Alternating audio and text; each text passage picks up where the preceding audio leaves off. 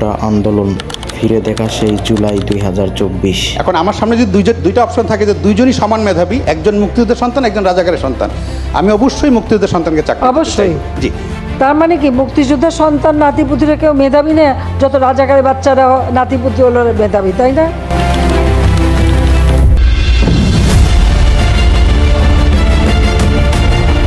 তুমি কে, আমি কে, রাজাকার রাজাকার, কে বলেছে স্বৈরাচার স্বৈরাচার, স্লোগানে মুখরিত সারা বাংলা।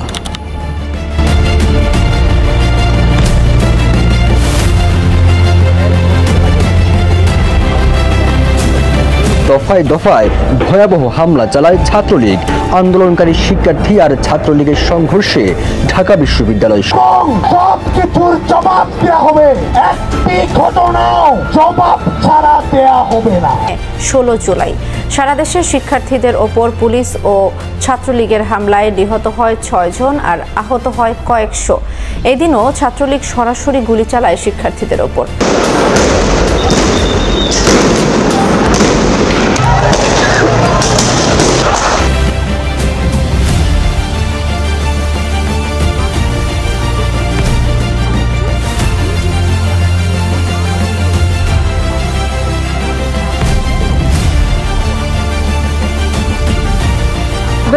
বেশি কথা বললে সব বন্ধ করে দিয়ে বসে থাকবো।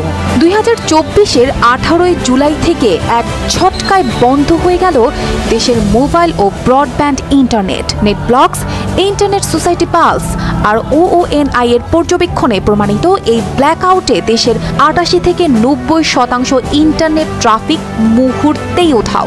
সরকারের নির্দেশে সব মোবাইল অপারেটর ও বড় ব্রডব্যান্ড সার্ভিস একযোগে বন্ধ করে দেয় ডেটা সংযোগ। তখনও কারো কল্পনাতেই ছিল না এদেশের কোটি মানুষকে এমন ভাবে কেউ করে দিতে পারে নীরব। অথচ পর্দার আড়ালে বসে শেখ হাসিনা ও তার দোসররা ঠিক এভাবেই চুপ করাতে চাইলেন সবাইকে।